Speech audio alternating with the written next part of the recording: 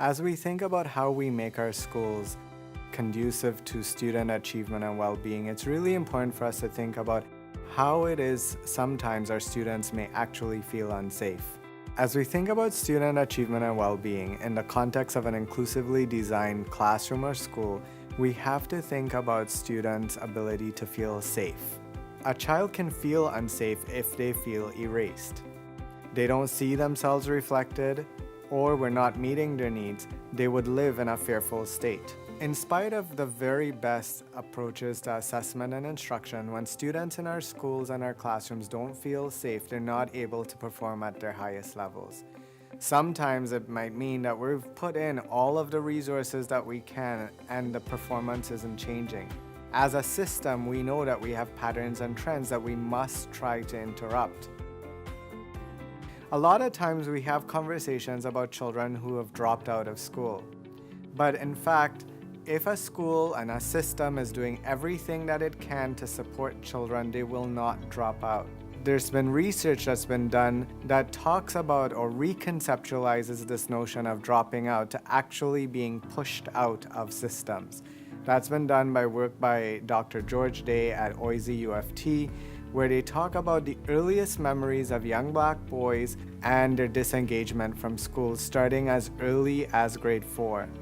What that means for us is that from the early years to the point of graduation, have to think about how do we help students to feel safe in our classrooms, to see themselves and to feel reflected.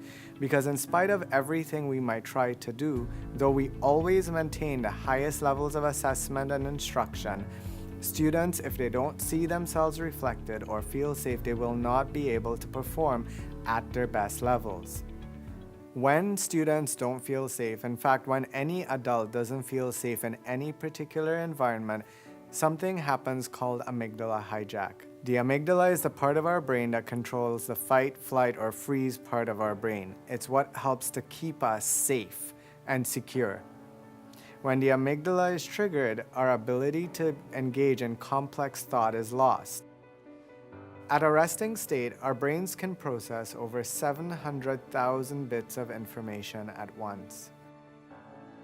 When we feel afraid or threatened, we experience amygdala hijack, usually indicated by a feeling in our stomachs and an increased heart rate.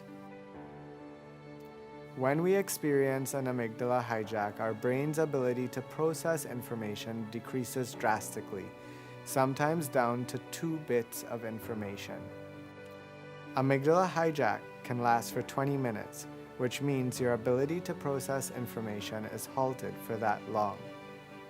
This is why, regardless of the type of assessment strategies that we use in classrooms, when students do not feel safe and included, their ability to actually process and think in complex ways are lost, and why it is we have to think about our work as leaders, that equity needs to play a foundational role, and without it, we cannot get to achievement and well-being for all students.